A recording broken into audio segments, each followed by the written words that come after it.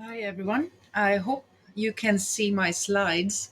My name is Tulay McNally, and I'm here to talk to you about inclusive design. Apologies for my Kate Bush hairstyle today. I have two fans blowing at me. It's 30 degrees in my office, so it's quite hot. And I wanted to say, first of all, hi, everyone in Brighton and virtually. Thank you so much for coming and showing interest to the topic of DEI in gaming. My name is Tulay McNally, and I was actually supposed to be on site with you today, but because of a family emergency, I wasn't able to travel. And before I go into my talk, I really want to thank the organizers for their short accommodation to give me the chance to still deliver this talk and be with you. So thank you so much. And next, let me introduce myself a little bit more to you. As mentioned, my name is Tulay, and I'm heading up inclusive player experiences and product development at Electronic Arts. I'm based in Stockholm, Sweden, but work on strategy and products with a global impact, so across the globe and all the studios at EA. The picture here you see is on the left is me, aged 4, and the picture on the right is me, aged in my mid-40s, 2 months into the pandemic, happy and smiling, and 30 pounds lighter than today. As you can see from my name and hear from my accent, I have quite a diverse background myself. I was born to Turkish parents in the mid-1970s in Munich, Bavaria. I was raised by my father, and I had a strong sense for social justice and equity from a very young age. This was mostly due to the fact that being a child of a foreigner or a guest worker, as we used to be called back then in Germany, was not always easy or much fun in the 70s and 80s, especially if you were in working class. I managed to go to university to pursue my master's degree in American cultural history and psychology, and was part of the 2% of my generation of migrants to do so. I speak several languages, and my work took me to Canada several times, Montreal and Alberta, where I met my Scottish husband. And actually, before even working in gaming, I was in post-production and I worked as a journalist. In the early 2000s, I made the switch to game development and game publishing by starting in localization and localization testing. I did some business development, project management, QA at studios like Square Enix and Sega, both in London. And then in 2010, I made my fateful move to Edmonton, Alberta, Canada, where I was heading up QA and central development operations at BioWare for almost 8 years, which gave me the privilege to work on franchises like Mass Effect and Dragon Age, as you can see in the background. 4 years ago, I moved to Sweden for family reasons, and I started working at a studio called DICE, which is famous for the Battlefield franchise, as a senior development director on a studio level, focusing on process and culture-related initiatives. This also made me be very interested and active with EA's employee resource groups, and I ended up starting an ERG, employee resource group, focusing on accessibility. And I was also a co-global chair for the Asia Pacific Islander ERG, and also a local board member for the Stockholm Women's ERG. If you don't know what an ERG is, it's essentially an affinity group that is driving things like sense of belonging, outreach, community support, and allyship initiatives. This also ended up to become my next fateful move, as I got heavily involved with a grassroots initiative that was called EA's Inclusion Framework. But I'll talk a little bit more on this later on.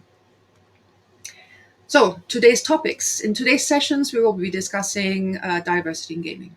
We'll go over a few basic principles, such as how we can be appealing to a diverse audience, but most importantly, we'll be talking about why any of this matters. And by the end of our session, I hope we'll have inspired and empowered everyone to think more critically about inclusivity in games we play and create, and we'll have plenty of time for Q&A if you have any questions.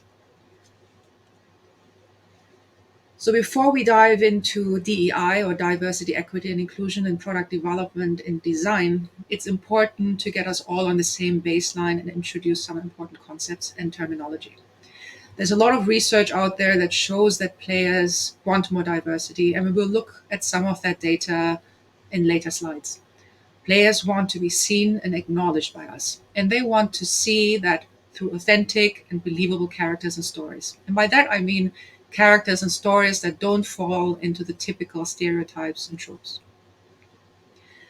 I've been doing these sort of talks like today. I develop a lot, especially during my early days when I started with Inclusion Framework at EA, and especially as I was rallying support from business leaders right at the beginning of this work. And an effective method I found was by using this image of the diversity iceberg. In our normal day to day, we mostly see diversity through what we see with our own eyes, which is usually superficial physical traits of people and things that you can see with your bare eyes. Behavioral psychologists and social scientists use this image of the diversity iceberg to demonstrate the problem where the visible traits like race, gender, and other physical attributes sit at the top or above the waterline, while a larger portion of the non-visible characteristics lurk below. The key point of this image of the iceberg is that the core to what is part of our identity and make up us in the several different dimensions that you see here that exist are invisible. They are below the waterline. Things like life experiences, sexual orientation, religion, heritage, and so on are buried qualities that are critical to who we are, our sense of belonging, and our individuality, and provide the actual essence of what diversity is. And it's an important fact to remember as we think about the games we make. So please keep that in the back of your minds. As we know, and I hope some of you are in the audience as well, creative conflict drives innovation. But for that to happen, we need thinking partners that are different from us. And we need people with different backgrounds and experiences to think together. The best approach, especially in our creative industry, is to stay curious, open-minded, humble, showing consideration to other cultures, norms, and constraints, and by being mindful of our own expectations, which are influenced by our own cultural backgrounds and context. What this means in practice is that we should stay curious and invite different viewpoints from our very own, especially if you have been working on a specific product or a specific company for a long time. It's important to invite different perspectives to make you aware to cover your own blind spots. Now, let's go a little bit more into detail of terminology. I hope you are all familiar with the term bias, and even better if you had some training about it. Everyone has biases, and the trick is to be aware that you do have them. There are many different types of biases, starting with thinking biases such as unconscious bias and confirmation bias, which are the most famous ones, I want to say, or behavioral biases such as optimism bias or overconfidence. Biases can lead us to overlook important risks, especially if we believe we are dealing with a familiar situation. It is also easier to see biases in others than in yourself, which means that we need to work on improving our own awareness and skills to give and receive feedback. In our context in game development, this means that we need to bring in others to the table and listen to them. What are some of the easy things that you can do? Obviously, you can hire more diverse talents. You can also look very hard at who drives the creative decisions. Is it mostly homogeneous leadership team? Do they all look the same? Can it do with a little bit more diversity? As you are developing your products or setting up your own frameworks, there's a lot of great questions you can stop to ask yourself. How is what we do inclusive? How will we deal with different opinions? Whose perspectives are we missing? And the last one is not in order to blame anyone, but to encourage the question, where do we go from here? Even better if you can tie this with your company values to drive your decision making and guide it. When I was building the vision and eventually the strategy for product inclusion at EA and to operationalize the inclusive, what we call inclusive design product today, framework today, I was often asked what lenses I was applying to the design reviews we were doing. One of the concepts that influenced my work in the space was the concept of intersectionality, which was the first coined by a woman called Kimberly Crenshaw.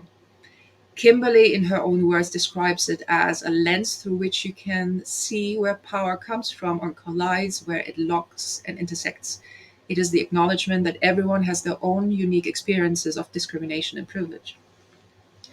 Now, what I like about the concept of intersectionality and in the context of inclusive design, um, this really shows that inclusive design is not a one size fits all or a checklist type approach. Um, you won't be able to create world class inclusive player experiences with a checklist or a one size fits all approach.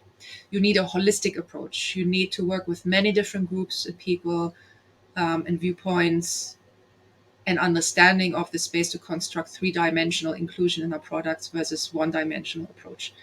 By one-dimensional, I mean, for example, adding a token woman to a mostly male character roster. You won't do it anymore. People won't buy it as authentic or believable, even if the graphics are very shiny. When I talk about inclusive design, I'm describing inclusive design as a method or a design philosophy of designing that is welcoming diverse people to engage authentically with your organization, your products, and your services. It considers cultural, social, and other needs which extend past those of what is perceived as average or typical. It complies with legal accessibility guidelines and codes also and considers content itself like clear language, inclusive or non-exclusionary language, and also considers usability. For us, inclusive design is about engaging authentically with diverse people who make up our markets and audiences, and it helps us understand complex intersectional needs and provides diverse segments of the market access to products and services by giving people options. The positive outcomes of following an inclusive design process or framework include reaching more of your current market, opening up new markets, and reducing the risk of alienating potential markets and users, for example, by not considering geopolitics. In most successful video game titles, it is not uncommon for characters to have stereotypical female traits, for example, such as being submissive, waiting to be controlled by a man, or needing rescue. While male characters oftentimes are portrayed as the stronger, more powerful, muscular knights, the female ones in games are usually shown to have barely any power or clothes. In many games, women are shown as support characters, weak or in distress, and often black men are showed as hypermasculine and aggressive, which may lead some people to think all black men are like this. The problem with that in games, or really in all media, is that they are a source of information for many, especially teenagers, children. It informs especially children's version of reality, which may not be actually a reflection of the real reality. It's a source of information, but this false or inaccurate information can shape a person's thoughts, feelings, behaviors in the future. And as developers, we face a risk that those stereotypes may lead people to believe that they're actually real. And this is what I mean when I appeal to all of our social responsibility as shapers of culture to take these risks into consideration as we are building narratives and worlds. When it comes to developing games and you look around in the studio out there, white males are still the majority culture, especially in leadership positions. And when they tell stories of a minority culture without giving them the opportunity to express themselves as part of a creative process, we run the risk of creating misleading and maybe even dangerous stereotypes or cultural appropriation. And with character design in particular, we need to look at things like the visual aspects, such as clothing, hair texture, tattoos, makeup, skin types, skin conditions, personality traits, background story, character abilities, and others. So, talking to your players and ideally in person can be the best source of that inspiration. We also know that diverse teams lead to more creativity and innovation through more empathy for our players. And it's hard to build products for everyone if we're not in the right environment where inclusion is fostered. This is where inclusion and the workplace are interlinked or intersect. To achieve a balanced cultural exchange between the minority and the majority culture, which is players and creators, there are a few things we can do. For example, mentioned this before, you can hire more diverse talent for your team, especially for creative leadership teams, decision makers, or bolster it through your employee networks, such as employee resource groups, which I will talk a little bit more later on how we do things at EA.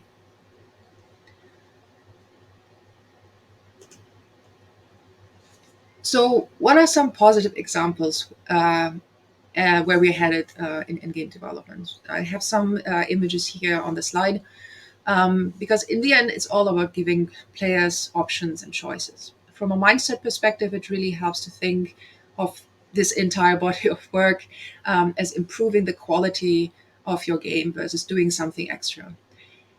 As an industry, we have been recently making some really great forward strides. If we recall the image of the iceberg again, here are some great examples of inclusive design with The Last of Us 2, setting a new standard for accessibility as an example. And the images here on this page are all examples of great inclusive examples that are often overlooked. And I've played all of them, and I really love all of these games here. Um, I mentioned that I worked with the Battlefield team on two titles now, Battlefield 5, The Pacific, and Battlefield 2042. Um, in this case, the latest iteration, it was really great to have an older woman, probably my age, to be one of the strongest leaders. Other examples you can see here are Assassin's Creed Odyssey, both for LGBTQ plus representation and also for having strong leading female playable characters you could choose from. And Hellblade is a fantastic job with mental health. In the game, the main character, Senua, experiences frequent hallucinations and delusions during her journey, all symptoms of psychosis. And the dev team has worked closely with professionals on making sure that the experience is authentic, but also that players who are playing the game are taken care of and take care of themselves. When we look at different genres, some can implement these principles easier than others. Looking at RPGs, for example, that offer a lot of choice, but still often a lot of their default characters are still male and white. So I want to say, especially over the last 2 or 3 years, gender representation and that of different ethnicities has really quite improved. When it comes to disability representation, however, we are still lacking behind. Physical disabilities are most often portrayed in games. They might include things like amputees, burn victims, victims of ballistic trauma, wheelchair-bound characters, and more. For developers, these are disabilities they are mostly likely to tackle. But more nuanced issues like anxiety and depression are far less prevalent in games. So there's still a lot of things where that can be done and where we can really innovate, such as Senua. In summary, as a developer, it's very powerful when you can connect and feel connected with your players. With more representation, our players can develop a stronger sense of community and feel connected to your brand. Personally, I made a really great.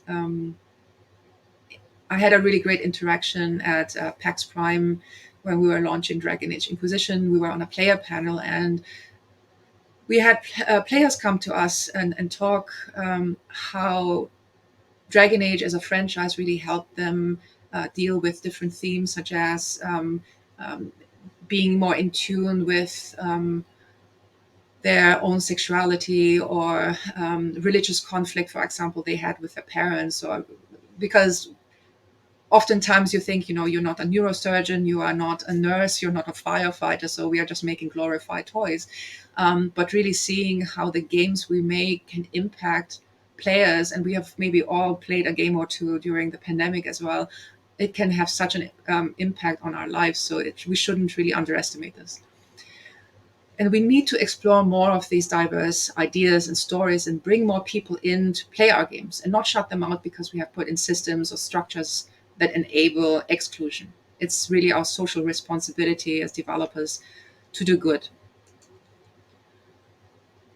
So, a little bit of data.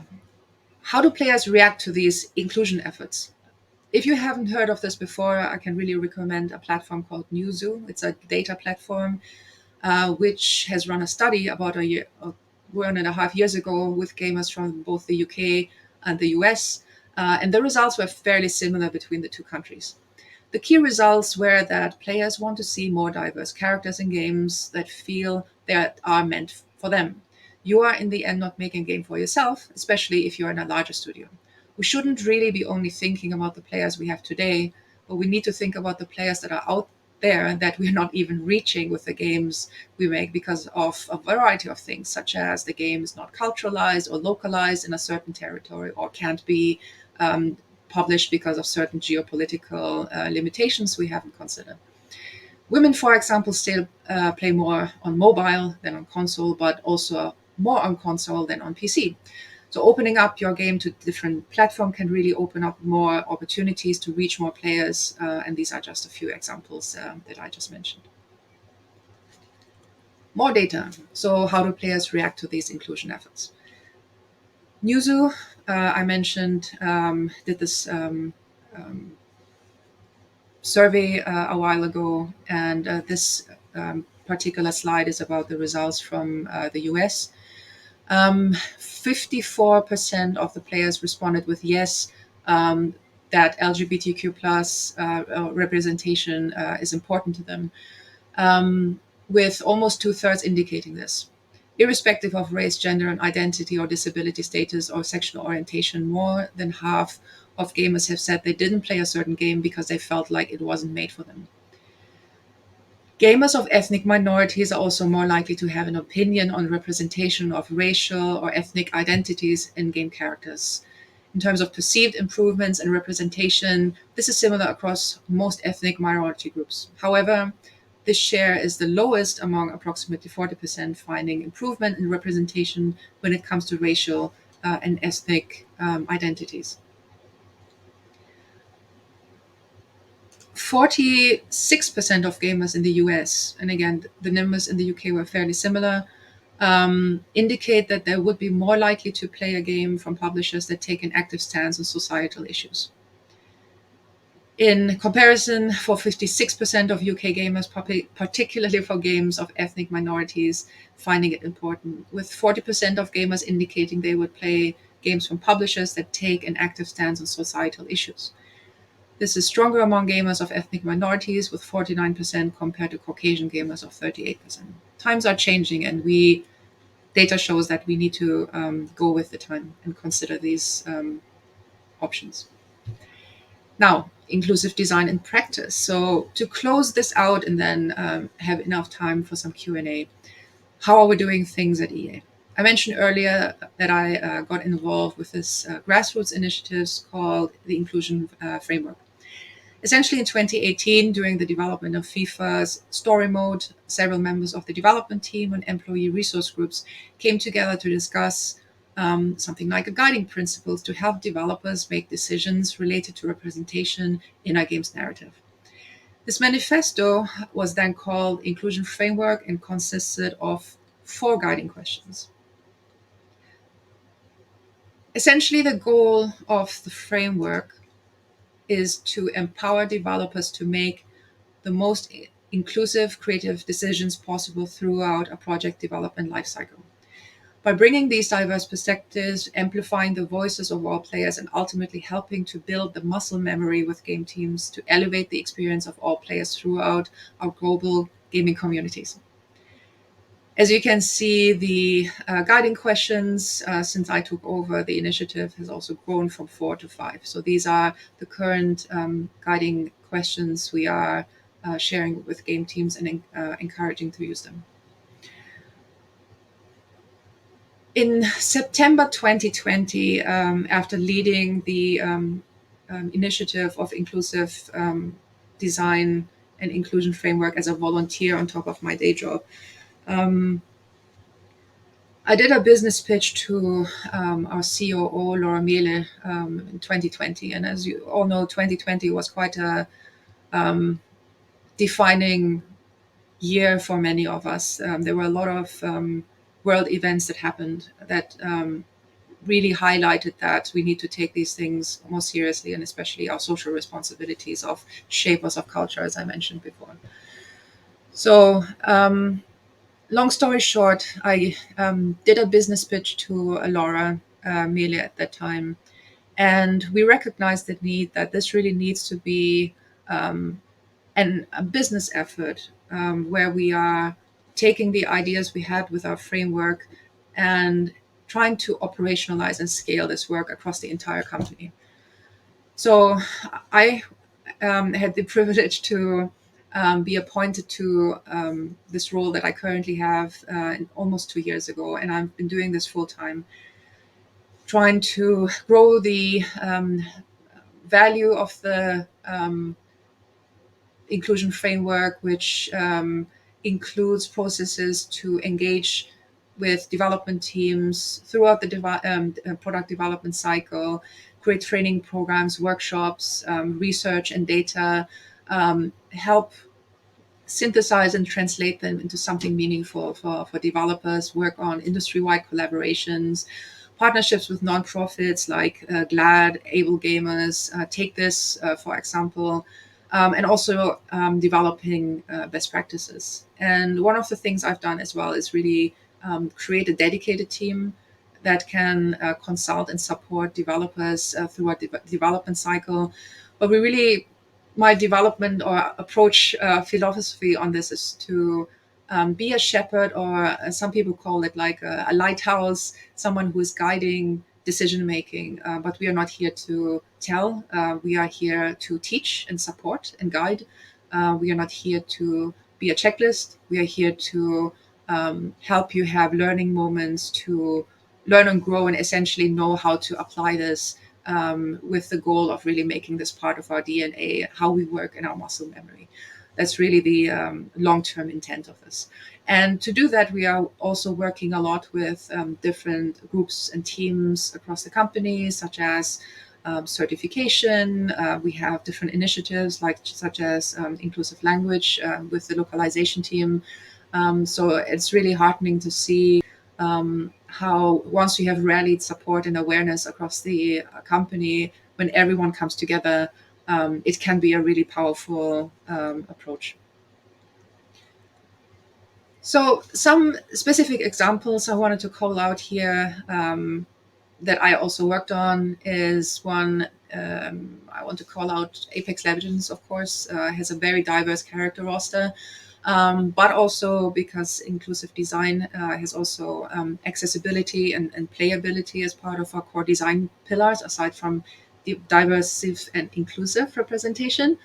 Um, I want to call out the ping system, which allows players to transmit contextually aware audio and visual communications generated via mappable controller inputs. And the ping system really enabled greater accessibility and inclusion for people with speaking, hearing, and cognitive disabilities. It's also part of EA's patent pledge program for increasing accessibility, if you haven't heard of it. Then Sims 4, they released something called the Mumbai Fashion Kit this year, where we connected the team with a fashion expert called Shruti Sitara Singh to co-create a comprehensive and authentic wardrobe of pieces. So working with consultants and finding the right consultants for the game teams is also some of the great examples of things that we do. Last but not least, also a recent example, Battlefield 2042 was the introduction of Sundance, the franchise's first non-binary playable character.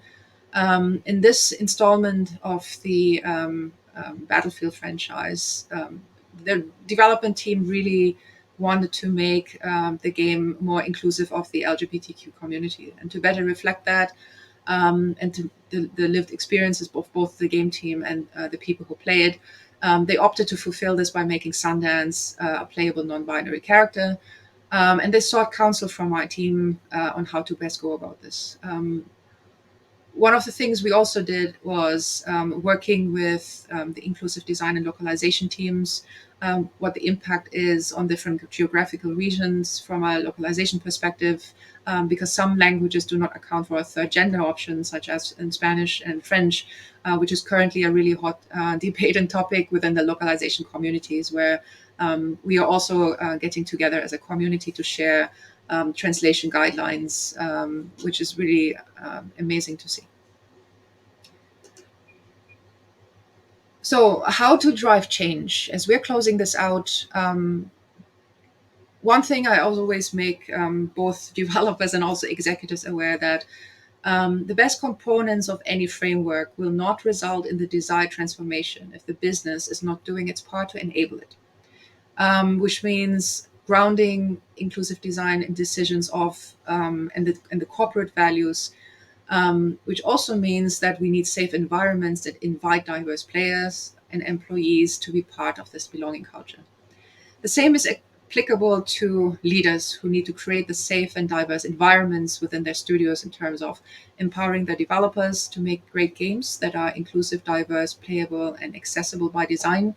Inclusive design is also about designing for a diverse range of people, as many as possible, often. And it is a philosophy that encourages us to consider how age, gender, sexuality, ethnicity, socioeconomic status, culture, customs, body shapes, sizes, religious beliefs, and more shape the world we interact in. And more importantly, it's about building products in the light of this. In summary, being aware of your biases and moving to celebrating all the nuances of diversity that are containing with a culture or a person can help create an environment of respect, acceptance, and ultimately what we call a sense of belonging. And by hiring more staff from culturally diverse backgrounds, teams and companies can become more agile, innovative, and creative because ideas can come from everywhere and anywhere. I strongly believe in this. And fact is that we create games for a global audience with different experiences and cultural backgrounds. And the same goes for development partners we may be interacting with to make games. Being self aware and believing in the value of diversity and inclusion as a leader helps you establish a respectful and welcoming team culture.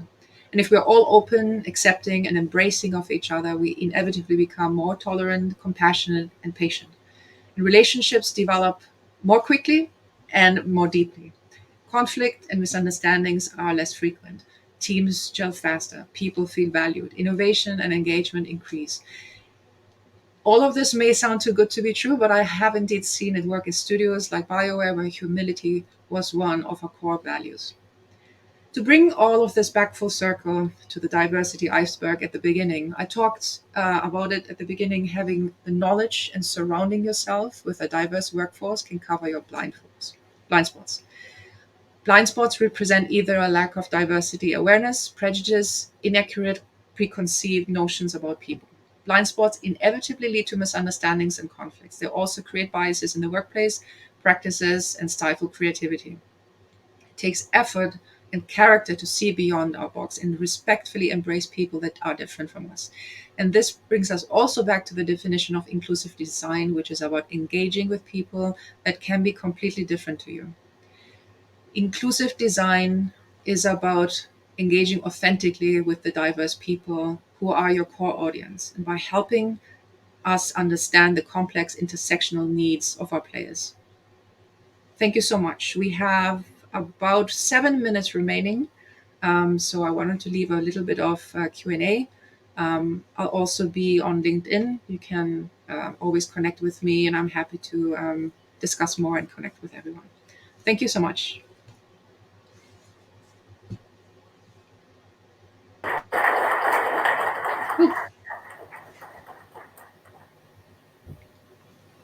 Thank you so much for the talk.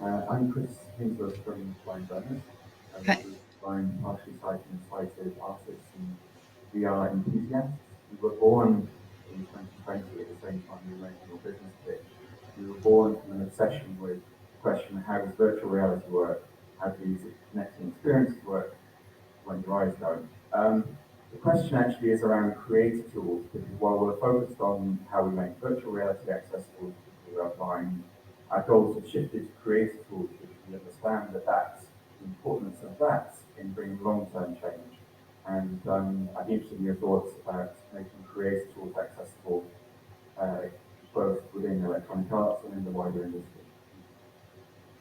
Yeah, from my perspective, so I'm not on the tech side, but my goal or my remit is essentially to work with our technology teams who are developing tools and technology to make sure that they are accessible, primarily as it relates to our engines, for example. A lot of teams in our company use proprietary engines, but a lot of teams also move to other engines like Unreal.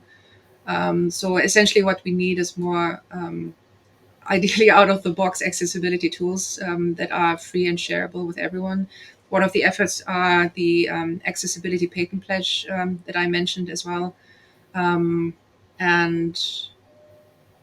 I don't know if that answers your question, but like I said, that's our job is to make sure it is prioritized and that developers can easily create those experiences. And we need to make it as easy as possible for them.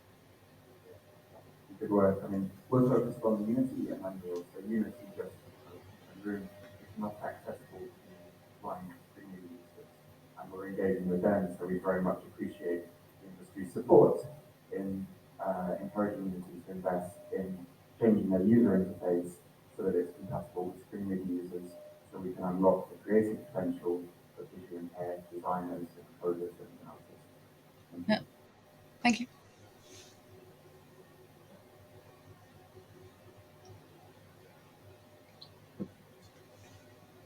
Hi, thank you very much for the presentation. That was really, Hello. really and I was particularly interested by the diversity iceberg graphic, and it's those areas that lie under the surface. And I'm curious to get your thoughts on what inclusive design looks like when we're talking about things like anxiety and depression, for example. Yeah, it's an interesting topic. So there are a few things we are considering. I mean, when it comes to um, anxiety, depression, or anything related to health or mental health, my preference is to really work with professionals because there's so much that can go wrong if amateurs kind of try to Google or go on WebMD or Wikipedia to make decisions. So that's the first thing. And one, there are plenty of really great organizations out there that are doing a lot of research and that are happy to help work with developers to review their content. Some of the things that we are exploring are, for example, how certain features or how gameplay could affect players have who are, for example, neurodiverse. Or so it's not just about representation, but it's also how players are experiencing the content. So can there be content warnings, for example, as someone is playing through a game when there are jump effects, for example, or jump scares, blood splatters, and other things, or content warnings or trigger warnings, for example. So those are some of the things that we are very conscious to develop, to work with developers very early on, so they don't go too deep into something and then have to redo work. So a lot of the work that we do is essentially preventative, helping them think through it carefully, and also inviting experts in terms of how should they talk about certain themes, what language is appropriate, and so on. So hopefully that answers your question. Yeah, thank you very much. Like you, I don't think there's necessarily a right or wrong answer at this stage, but it's about more research and great partnerships, I think. So, very Yeah. much. And Take This has a lot of great research if you want to go on their website. You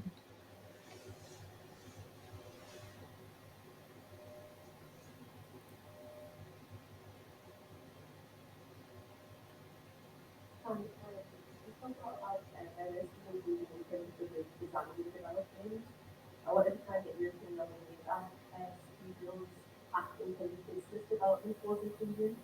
So, for instance, there's been lots of things around pay to win recently, and how that pay to win acts on uh, addictive behaviours and getting people to generate more profit through addictive behaviours, but also kind of eliminates low income players from being able to access those games, and makes a lot of studies into things like the net eating disorder. And see that those kind of people with addictive behaviours tend to get themselves in situations of debt or again they're making it unaccessible to those type of games. So how can at an executive level, can we make sure that we're being inclusive in the business decisions that we make, not just the aesthetics and the So it was really hard to understand the question. Can someone maybe um, type it in the chat or repeat it, the question?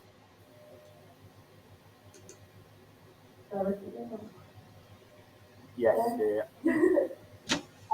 So I was in your talk, you talked mostly about diversity and inclusion within development and the aesthetics of games. So I was wondering how, from a business development perspective, how inclusion could be incorporated. So, for instance, there is a lot of talk and debate around pay to win at the minute, and that being a business model that more companies are moving towards. However, we do know that pay to win encourages players to obviously spend more money. It encourages more addictive behaviours to spend that money, and then therefore it sometimes excludes lower income groups or can play on mental health through people that have addictive behaviours and putting them in more of a detrimental situation. So I just wondered if you had a perspective or opinion on how not just we can be inclusive on a development level, but in the way that businesses make global business strategy decisions. Um, that's a complex question. I think from a business strategy,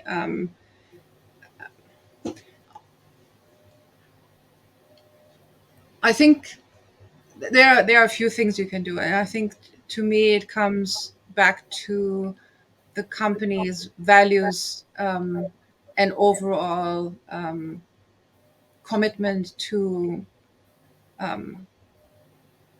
inclusion, equity, diversity, sustainability, and really walking the talk, if you know what I mean. So when it comes to supplier selection and diversity, for example, if you are, let's say, a publisher and a developer is mistreating their employees or they are making games that are not in line with their values, are you willing to cut ties with that company? Are you willing to um, um, you know walk away from money if you have to? So it's really about establishing your core values and sticking to them, and really being walking the talk essentially. But you need to be clear on what those values are that drive your decisions. And time is over.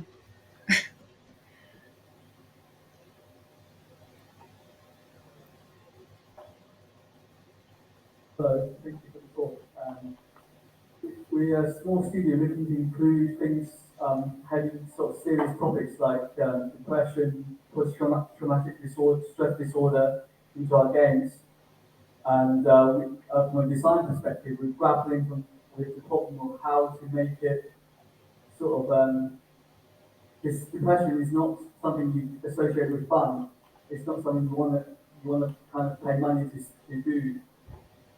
It's a case of it's opposite of fun at times, and we're looking at how to make it in a way that is kind of tasteful and maybe like sometimes you can use humour in making light of a tough situation, a serious situation. And wondering if you've got any advice on how to include um, sort of heavy and tough and serious topics in games that basically yeah include games into games.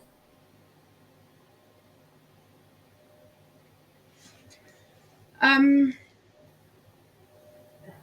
I think it really depends. Like, it's hard for me to answer the question if I don't have an example or um, the content in front of me. But essentially, it all depends on. I would always ask yourself why you're doing this. Why and what purpose will it serve? How is it advancing the narrative? Um, so it's not an easy question to answer, but I would really start with that at the beginning with the being really clear on the why you are doing it. Is it kind of to tell a specific story? Is it for people to understand how to deal with the subject matter? Is the goal like a serious game to kind of teach people certain values? Is it just to simply tell a story?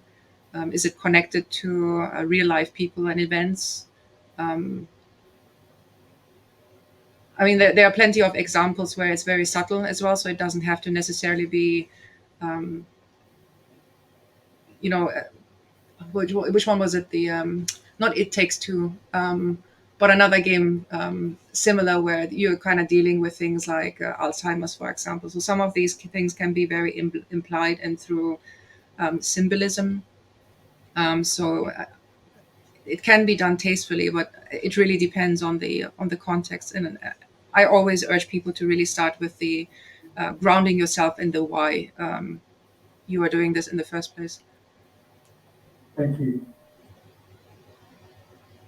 Thank you for the question. All right. I want to thank everyone for attending, and I hope you're going to have a wonderful evening at Develop. And again, hit me up on LinkedIn if you want to further discuss. And thanks so much for coming. Thank you.